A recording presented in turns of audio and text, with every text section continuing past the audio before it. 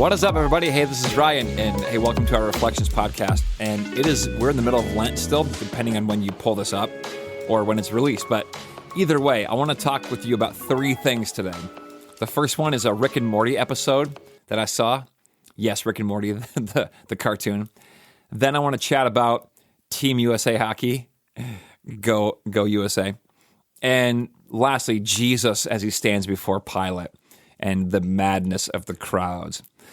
So Rick and Morty is this cartoon, and I don't even know where you can find it these days, but there's this episode where Rick and Morty are attending this conference, and the conference organizer is speaking up front on the stage. It's this huge crowd in this first session, and Rick comes down the center aisle, and he interrupts the whole session and the speaker, and the audience immediately is upset, and they start booing Rick like crazy, frantically booing him.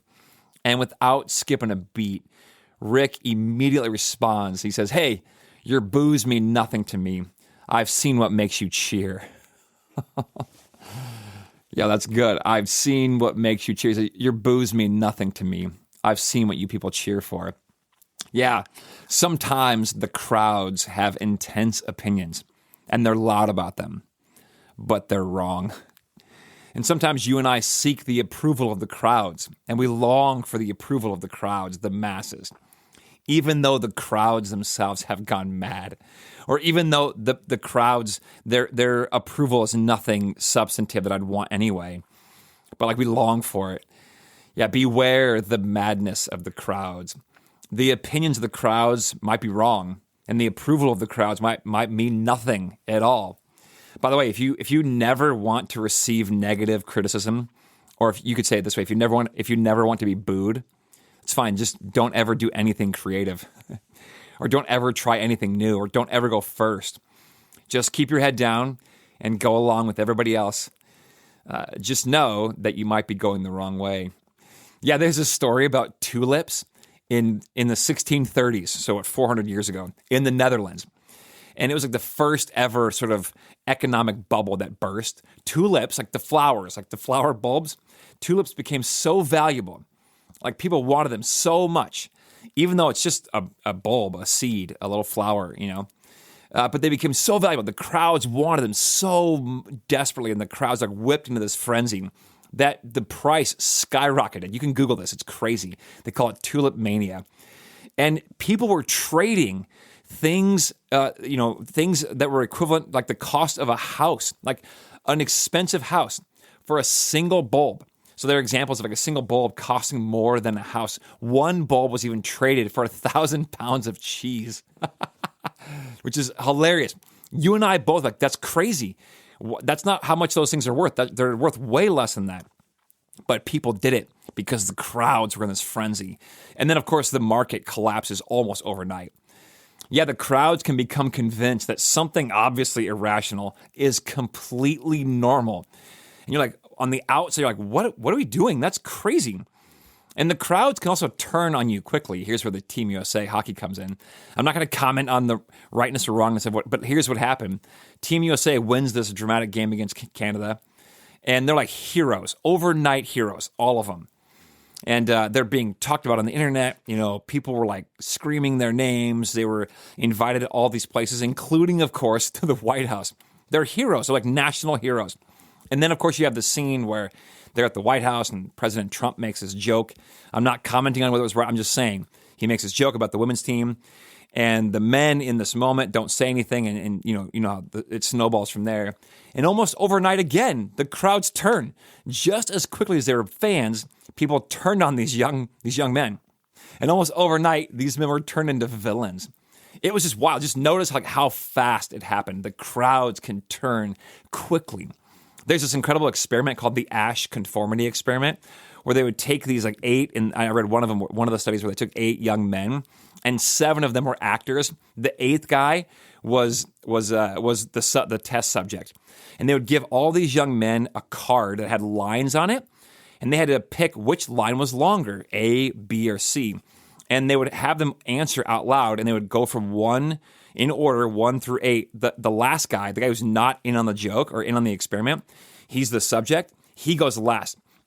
And the first 7, the actors, would intentionally answer wrongly And then the last guy would have to sit there, after having heard an obvious wrong answer given by the first 7 people, 64% of the time, okay, he would answer wrongly, knowing he was wrong. But because the first 7 guys answered wrongly, he's like, I must be, I don't know. And without that, when they didn't have them give the wrong answers, it like the person number 8 got it wrong like 0.7% of the time. In other words, many of us, at the risk of standing out, of not conforming, we will give a wrong answer.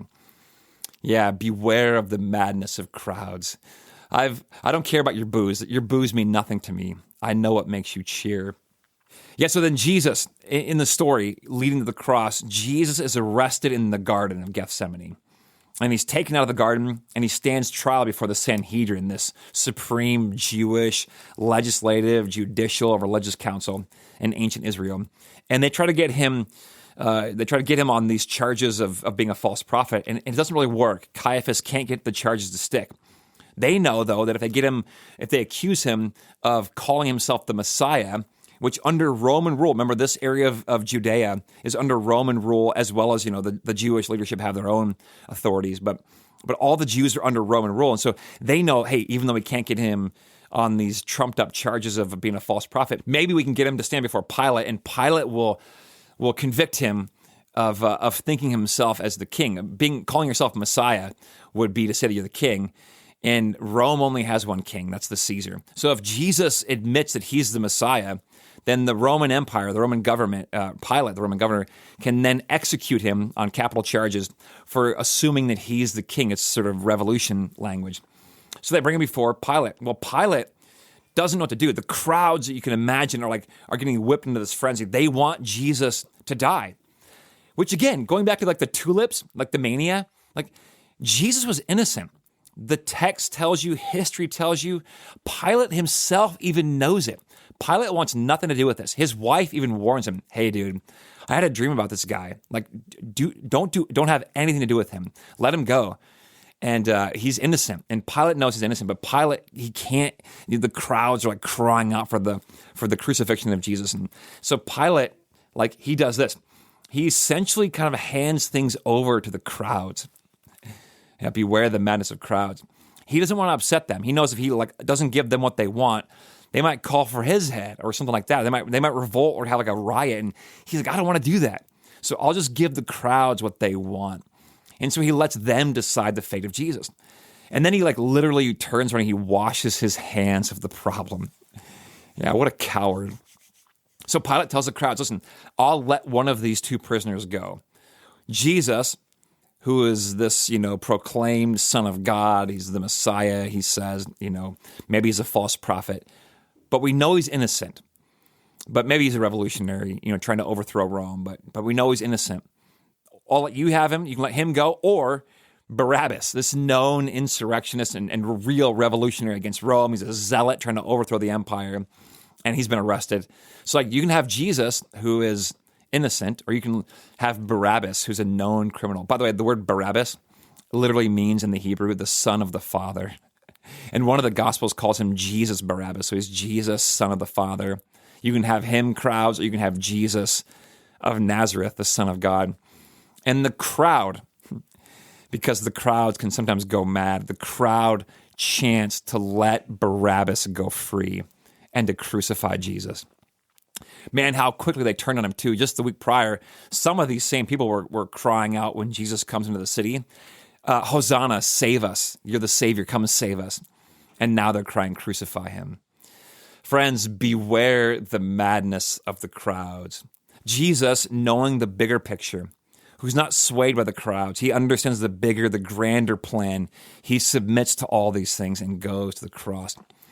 But I'm telling you, sometimes the crowds have gone mad and their opinions are wrong, or they mean nothing, because who cares what the crowds think anyway? The crowds will oftentimes wander off a cliff or give the wrong answers. And so beware the madness of the crowds.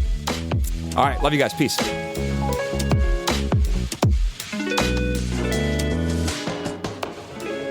Hey, if you enjoy this show, I'd love to have you share it with some friends. And don't forget, you are always welcome to join us in person at Central in Elk River at 8:30, which is our liturgical gathering, or at 10 o'clock, our modern gathering, or you can check us out online at clcelkriver.org. Peace.